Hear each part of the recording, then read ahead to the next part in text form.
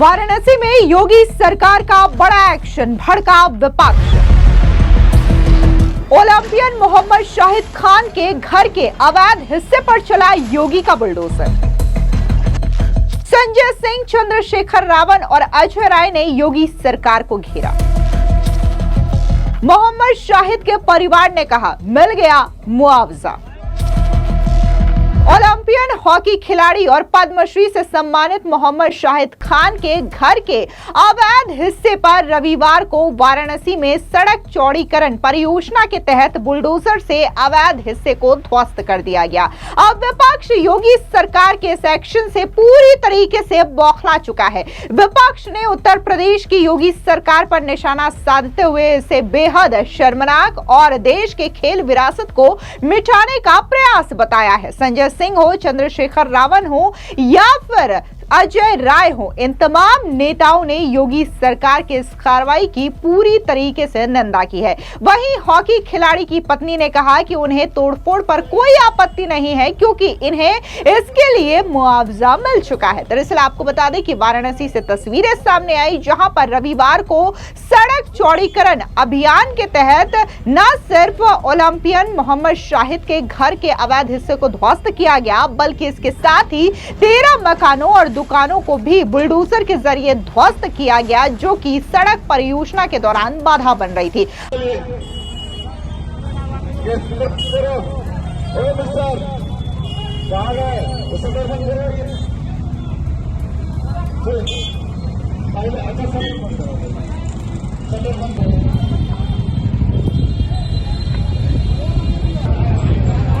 अरे आने दीजिए।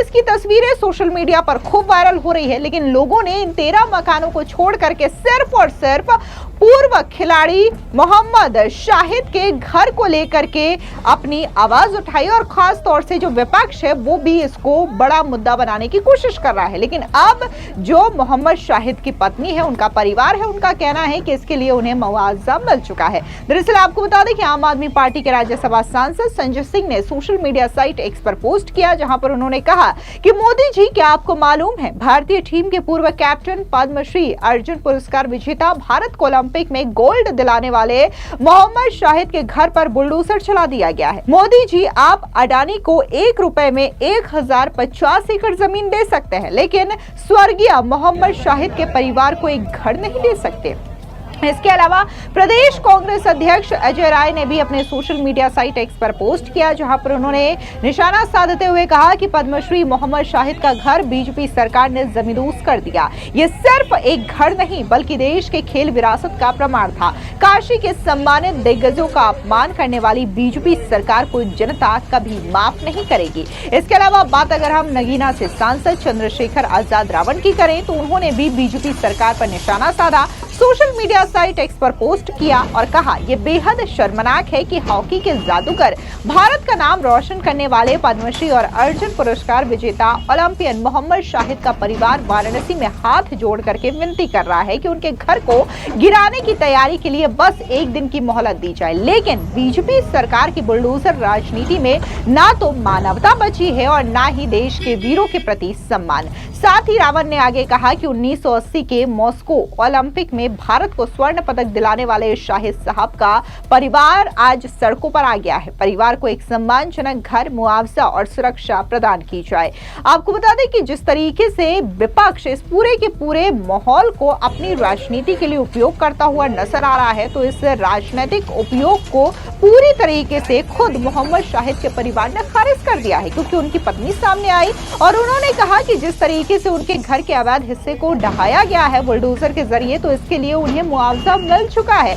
भले ही विपक्ष यहाँ पर अपनी राजनीतिक रोटियां सेकने के लिए बीजेपी सरकार पर यह आरोप लगा रही हो कि बीजेपी देश के हीरोज का सम्मान करना नहीं जानती, लेकिन यहाँ पर जिस तरीके से सड़क चौड़ीकरण के दौरान जो तस्वीरें सामने आई है, उसके बाद न सिर्फ उनके परिवार को मुआवजा मिला है, बल्कि यह मुआवजा जल्द मिला है। लेकिन इस बीच कई सारी तस्वीरें भी सामने आई है जहां पर यह देखा जा सकता है कि कैसे मोहम्मद शाहिद के परिवार के जो लोग हैं वो बाकायदा पुलिस के सामने गिड़गिड़ा रहे हैं और ये कह रहे हैं कि उन्हें मोहलत दी जाए ताकि वो अपने घर को इस तरीके से टूटने न दे, बल्कि इससे पहले इसे हटा सके। हम गिरफ्तार थोड़ी करना चाहते हैं, हमको नियम कानून का पालन करना है।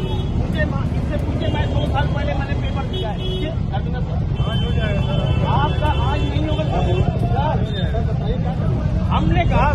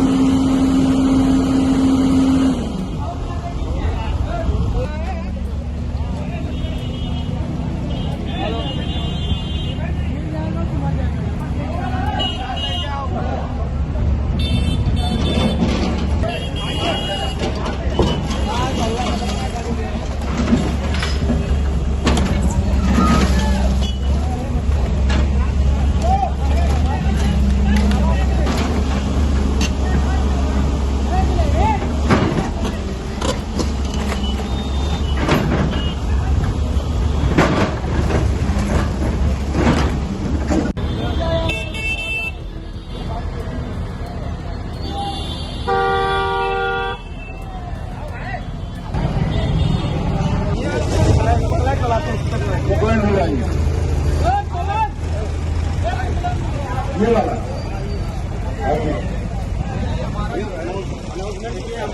आने के लिए तैयार है।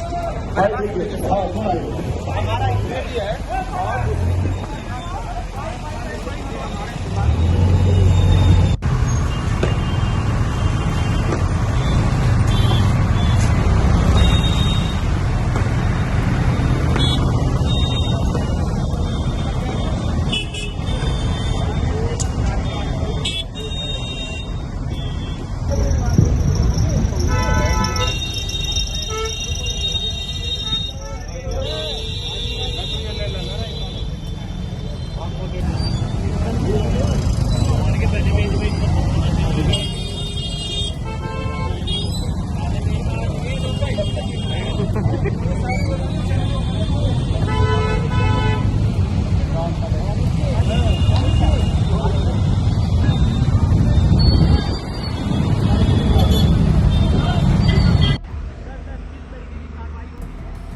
देखिए, सड़क चौड़ीकरण का कार्रवाई चल रहा है। इसमें आप देख रहे होंगे पीडब्ल्यूडी के सहयोग से ये मकानों का जिन्होंने पैसा ले लिया है उनका जो है ये ध्वस्तीकरण की कार्रवाई सड़क चौड़ीकरण को लेकर हो रहा है।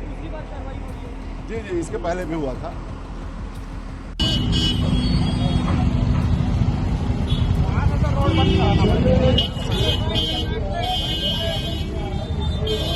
वहीं दूसरी ओर हॉकी खिलाड़ी की पत्नी परवीन से जब संपर्क किया गया तो उन्होंने कहा कि उन्हें मकान ढहाने पर कोई आपत्ति नहीं है, क्योंकि उन्हें इसके लिए मुआवजा मिल चुका है। उन्होंने सरकार से अनुरोध किया है कि उनके दिवंगत पति की यादों को जीवित रखने के लिए उसी कचहरी इलाके में उनका स्मारक बनाया जाए। संपत्ति के 9 दावेदारों में से 2 दिवंगत हॉकी खिलाड़ी, उनके भाई बहनों को छोड़ करके सभी को घर गिराए जाने के लिए मुआवजा मिल चुका है।